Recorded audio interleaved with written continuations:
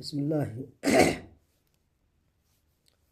بسم الله والصلاة والسلام على رسول الله صلى الله عليه وسلم. أكم لقى أبوليجين إلمان إسلاما أكسما إلمان أورمودا أكم لقى جرتني فيارا أرى واه أورمون غرتي أنت أورمون ورد لقى يرو وان أنت أورمون غرا يرو وان ربي مدتس ناو مدتس فكسارا وان أنت لقى يرو ران دبتشا جرا دبتشو فدا akkasuma gaa isaa inninis ijoolleen teenya tan biyya namaa keessa jirtan keessafuu biyya ambaa keessa jirtan biyya ambaa keessaa keessafuu biyya Eeshiyaa keessa jirtan biyya Eeshiyaa keessaa keessafuu biyya gartee Suudii akkasuma Yaman keessa jirtan irraan dubbachuu badhaa hundaa miti gaa badaa keenya tokko tokko irraan dubbachuu badhaa badaan sunis osoo warra gartee osoo afaan tokko dubbannu osoo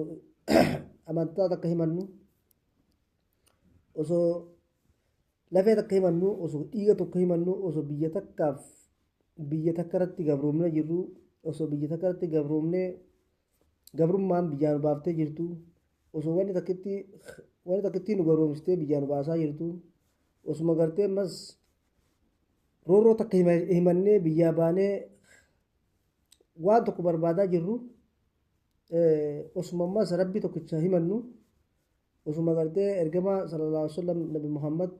tokkicha himannu waan hin taane waan fukkisaa warra dalagaa jirru maaliif kun tahee maaliif kun tahaa maaltu kana gaffidee yoo jennee ilaalle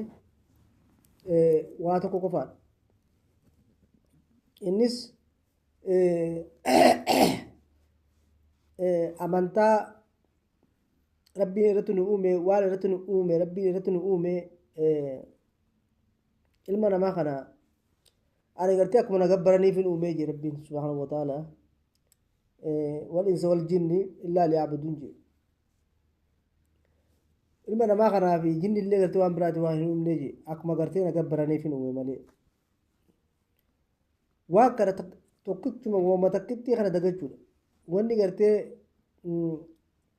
wallumeessisuu wanni gartee waan hin taane doleessisuu wanni waan fokkisaa arraa fi duniyaa fi akhiratti illee faayidaa nu hin qabne doleessisuu wanni oromummaa keessatti illee faayidaa nu hin qabne tokkummaa keenya diigaa ilaalcha keenya diigaa gandaa fi gandee naannoo fi naannoodhaan wal qochisiisa waan kana takkitti kana wallaaluudha waan kana